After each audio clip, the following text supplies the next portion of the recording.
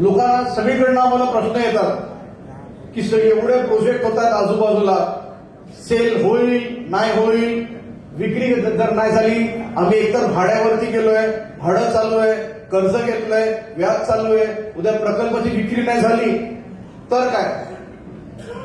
मग मी त्यांना सांगतो की बाबा तुमच्याकडे काय दर आहे? तर तुमचं 10,000चा दर आहे, तुम्ही 10,000ला विकत घ्यायला जाल तर कदाचित विकला जाईल, 9,000ला होऊ शकेल, 8,000ला, 7,000ला, 6,000. आता सांगा बस झालं. मला काय सांगायचं, तर तुम्ही फिजिबिलिटी आपल्या हातामध्ये आहे. आपण जर प्रकल्पाचा जर रेट 6,000 किंवा 7,000नी फिजिबिलिटी ठरवली, कारण डेव्हलपरचा प्रॉफिट नाहीये, हातामध्ये कॅल्क्युलेशन कोणाचं आहे? जर तुम्ही फिजिबिलिटी 6,000 आणि 7,000नी केली, उद्या मार्केट तुटलं जरी, उद्या इंडिया पाकिस्तानचा वॉर झाला जरी, कोविड आला परत तरी आपला माल विकला जाईल की नाही? 100%. आणि जर तुम्ही 6,000नी माल विकत असाल तर पहिला विकत घेणार कोण? पॉसिबल आहे की नाही? मी बोलतोय, पटतंय की नाही? 100%. आपण सांगू शकतो ना आपल्या मुलाला, तू इकडे तिकडे पैसे कशाला लावतोय?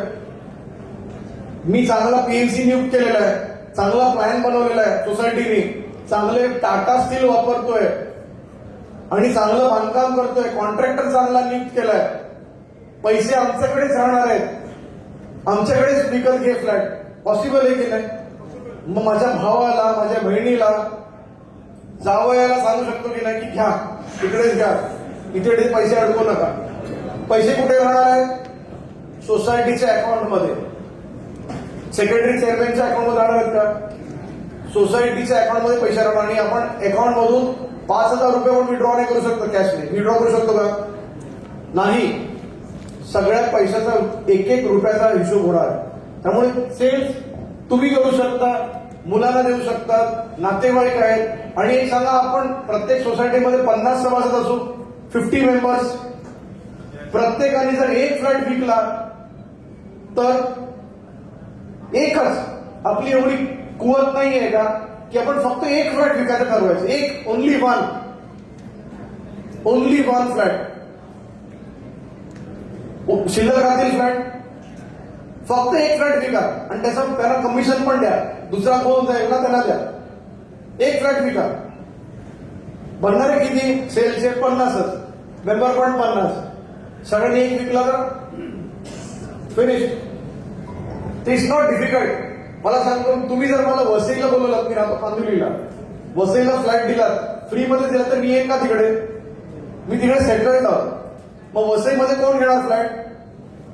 वसईकर. आणि वसईकरची ओळख कोणाची आहे? वसईमध्ये ओळख कोणाची आहे? लोकल एरियाची. आता वसईमध्ये पण वेगवेगळे एरिया आहेत. मग एके एरियातून दुसऱ्या एरियात जातो का कोण? मग लोकल एरिया इन्फॉर्मेशन कोणाकडे आहे? ओळख कोणाची आहे? तुमची आहे. विक्री कोण करू शकणार आहे?